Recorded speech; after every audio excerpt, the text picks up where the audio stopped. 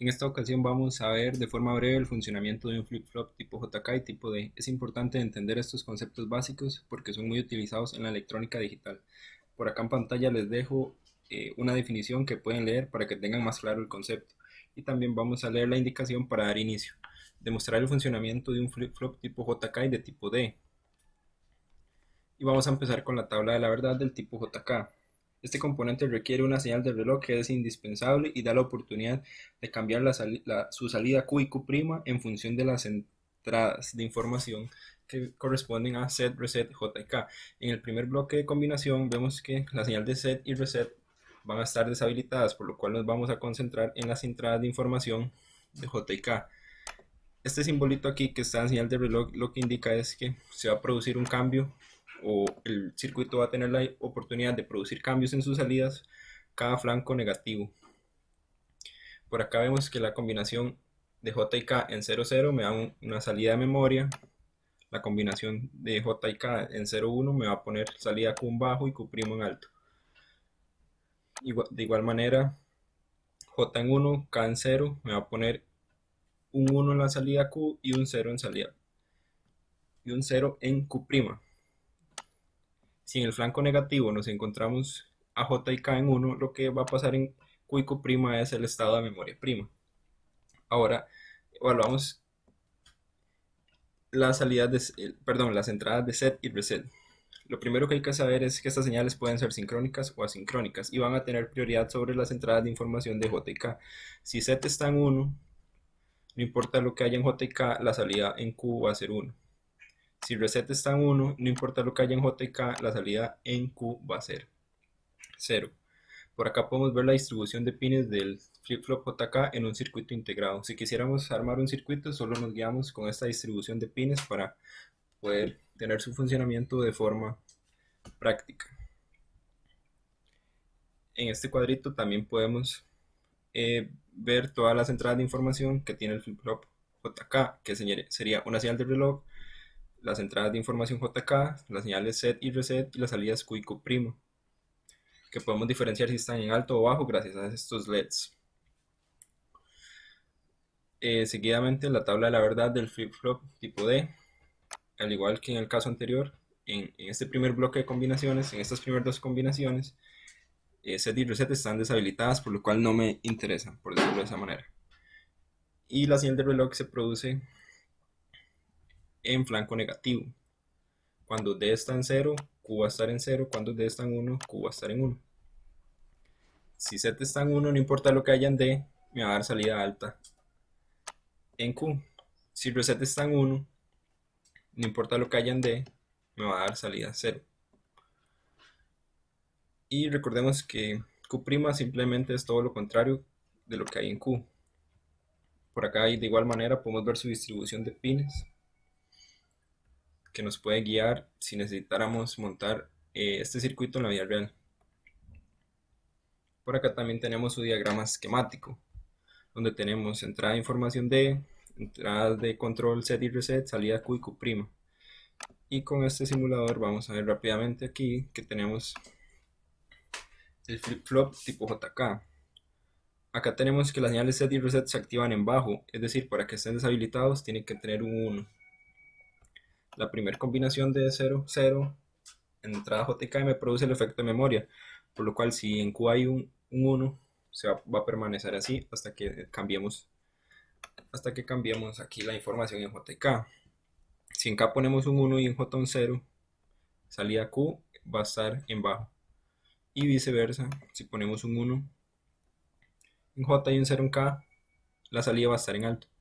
Y la última combinación me produce este efecto de luces intermitentes entre Q y Q', porque cada ciclo de reloj negativo se produce el efecto de memoria prima, es decir, lo contrario de lo que estaba antes. Y ahora vamos a ver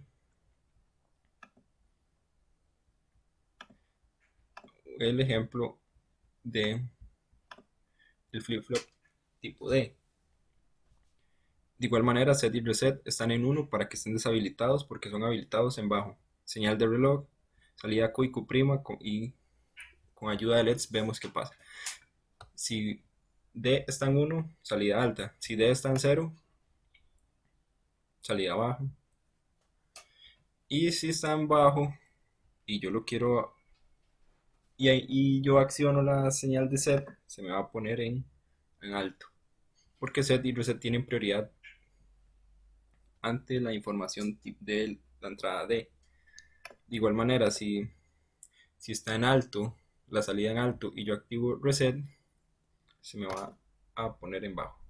Y ese sería el funcionamiento básico. En la siguiente parte del video vamos a tener el funcionamiento práctico de los flip-flops.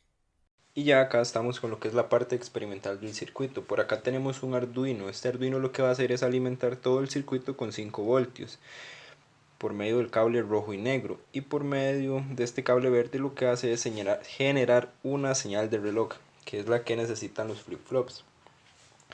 Por acá tenemos resistencias de tipo pull-up para asignar estados lógicos en la entrada del circuito.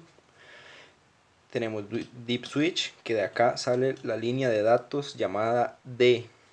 De los botones tenemos el botón de set y reset. Tenemos el integrado 74LS 74, que corresponde al flip-flop tipo D, y las salidas Q y Q', representadas con estos LEDs para poder ver si están en estado alto o bajo. Acá vemos que el deep switch genera un estado alto, está en 1, por lo tanto la salida Q también va a estar en 1. Vemos que cuando cambiamos esta posición, ahora generamos un 0 en la entrada, por eso se genera 0, y Q' ahora está encendido. Ahora bien, el botón blanco corresponde al botón de set, por lo tanto, si lo dejo presionado varios segundos, la cantidad de segundos que lo dejo presionado es la cantidad de segundos que este va a estar encendido. Y si lo cambiamos la entrada de datos a un 1 y ahora estripo el botón de reset, en cuanto lo presione se va a apagar esta salida Q. Ahí escuchamos que lo estoy dejando presionado, y cuando lo quito vuelve a su estado normal. Acá estamos con el nuevo circuito, pero esta vez utilizando un flip-flop tipo JK. Tenemos de igual manera las resistencias en configuración tipo pull-up para configurar estados lógicos en la entrada del circuito. Del deep switch vamos a obtener las entradas de información J y K respectivamente, los botones de set y reset. Tenemos el circuito integrado y los LEDs donde vamos a ver las salidas de Q y Q'. Por acá vemos que si vamos a ver, por acá vemos que si tenemos un 0, 0 en la entrada de los flip-flop, es decir, en la entrada J y K tenemos un 0, el circuito va a permanecer las salidas van a estar de esta manera, Q en bajo y Q' en alto, y va a permanecer así hasta que se produzca otro tipo de cambio en las entradas. Esto porque en la configuración 0 y 0 se da el estado de memoria, pero vamos a ver en cuanto yo cambie la entrada J, Q debe pasar a alto y Q' debe quedar en bajo. Cuando tengo K en alto, este se va a apagar y este se va a encender. Y cuando tengo los dos en alto, cada ciclo de reloj me va a generar memoria prima, es decir, que va a estar intermitente. Y finalmente los botones de set y reset, que los vamos a ver. Aquí vuelvo a cambiar J y K a 0. Vemos que este blanco ahora tiene la función de set, por eso me pone la salida en alto, y reset me pone este en bajo, es decir, hablando de Q. Y ese sería el funcionamiento básico.